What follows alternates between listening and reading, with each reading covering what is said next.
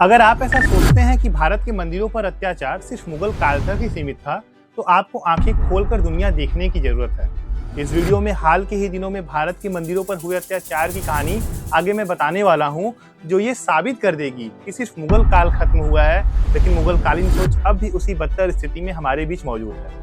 दरअसल फर्क नहीं पड़ता कि आप इतिहास के प्रोफेसर हैं या एक आम आदमी, पर बाबर, खिलजी, मोहम्मद गौरी जैसे बर्बर शासक आपके जहन में हैं। इसका कारण कहीं न कहीं ये है कि उन्होंने सिर्फ भारत पर शासन नहीं किया, बल्कि भारत की संस्कृति, परंपरा और मंदिरों को बिना कारण ही नष्ट करने की पूरी कोशिश की है। आज भी आपको भारत के अनगिनत टूटे फूटे और खंडित धरोहर इस क्रूरता की कहानी को बयां करते दिख जाएंगे।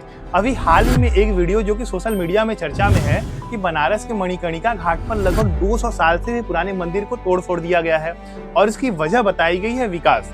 आइए अब समझते हैं कि विकास है क्या और इसका उद्देश्य क्या होना चाहिए।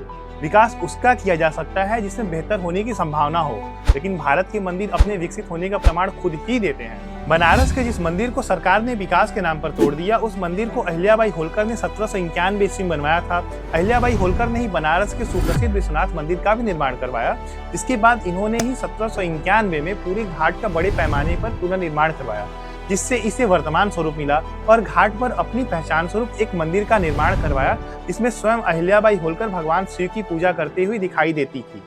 अब शायद आपको लग रहा होगा कि एक छोटा सा मंदिर ही तो था, तोड़ दिया गया तो कौन सी बड़ी बात हो गई। लेकिन बात छोटे सी मंदिर की नहीं है, बात है विकास के नाम पर धार्मिक और प्राकृतिक धरोहरों पर निशाना लगाने की। 16 जून 2013 को केदारनाथ की प्राकृतिक आपदा से सिर्फ कुछ घंटे पहले उत्तराखंड के गढ़वाल क्षेत्र में स्थित धारा देवी मंदिर की मूल प्रतिमा को अपने स्थान से हटा दिया गया था।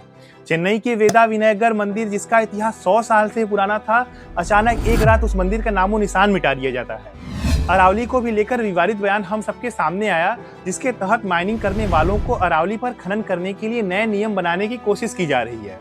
देश में मंदिर व्यापार नहीं, आस्था का विषय है। टैक्स देने में सक्षम मंदिरों का नवनिर्माण और छोटे मंदिरों का बिना वजह के अनादर कहीं न कहीं मुगलिया कालीन सोच को दर्शाता है। पर अब जब भारत पूरी तरह से आजाद है और हमारा अपना संविधान है, जहां धर्म और पर्यावरण की रक्षा से संबंधित कई आर्टिकल हमारे भारतीय संविधान में मौजूद हैं, जिसे देखकर हम इतना आश्वस्त हो चुके हैं कि हमारे आसपास हो रहे विकास के नाम पर अवैध क्रियाकलाप भी हम देख नहीं पा रहे। लेकिन याद रखिए, अपने धर्म को लेकर कट्टर होना उतना ही खतरनाक है जितना कि उदासीन हो जाना है।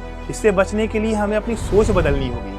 आपके आसपास हो रहे भ्रष्टाचार के खिलाफ आवाज उठाए बिना आपका सिर्फ एक वोट ये तय नहीं कर देता कि देश सुरक्षित हाथों में है या नहीं। इसलिए मैंने तो आवाज उठा दिया है, लेकिन अब बारी है आपकी। इसलिए इस वीडियो को ज्यादा से ज्यादा लोगों तक शेयर करिए, जिससे एक नई शुरुआत हो सके, जिससे कोई भी इस तरह के मंदिरों पर अत्याचार करने की कोशिश ना करे। और अगर ये वीडियो अच्छा लगा हो तो हिंद सोच को सब्सक्राइब करें। मैं संदीप, मिलता हूँ अगले वीडियो में। धन्यवाद।